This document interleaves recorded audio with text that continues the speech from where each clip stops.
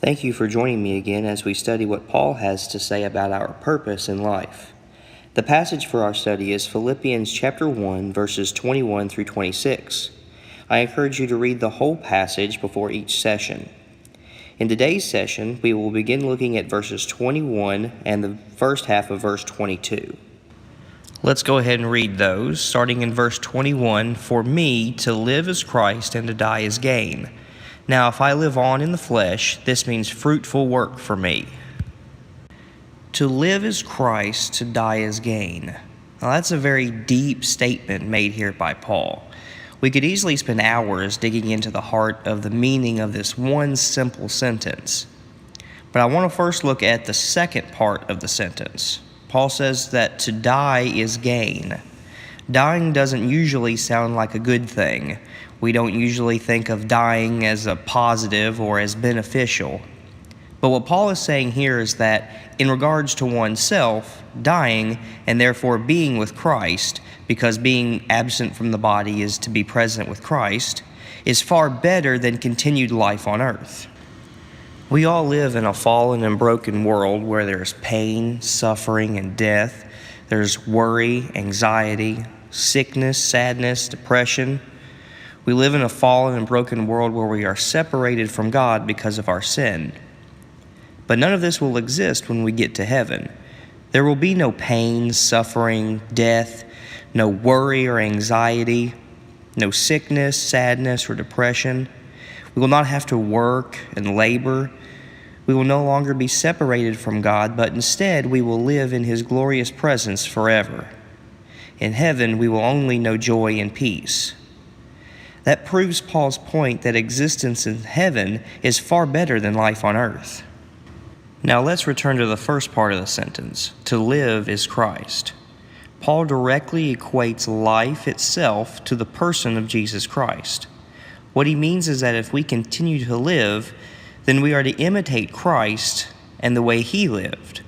Now, if I'm going to imitate Christ, then I need to know what He did. I'd like to share 4 things that Christ did during His earthly visit. Now, obviously, Christ did more than these 4 things, but for our purpose here, which is to study purpose, I want to focus on these 4 things. Number 1, He taught. Jesus taught in the synagogues. He taught on the hillsides during the day and at night. He was always teaching about Himself and about God the Father. Number 2, He loved. He showed that love on the cross when He left His throne and came to be a sacrifice for us. He showed that love to the masses and to the least of these. Number 3, He comforted. He comforted those around Him, and He sought to bring comfort to all through His message. And finally, number 4, He shared the message of salvation. He reminded those He taught of the prophecies in the Old Testament. He revealed to everyone that He was the chosen Messiah. He knew that He was the only way in which anyone could be saved from punishment from sin, and it was His mission to share with everyone this gospel message of hope. Jesus stayed busy. He was always actively doing something that would make a big impact.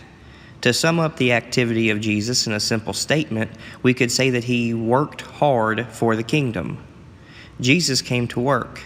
If I am to imitate Christ, and if Christ came to work, then my purpose in life is to glorify God, as we talked about in the introduction session, and to work for the kingdom. Jesus never intended for anyone to accept Him as their Savior and then spend the rest of their life in rest and relaxation. Jesus came to put great effort into growing the kingdom, and it is our responsibility to continue that work. Paul continues on to say that continued living for Him means fruitful work. Paul is inarguably stating that if one is to live as a Christian, then one should be engaged in fruitful works for the kingdom. Our purpose in life is to do the work of Christ until He calls us home. Thank you for joining me today. And as you look back at the study guide, I hope you will read and pray through the passages I have provided. I look forward to session 2, and I hope you will join me.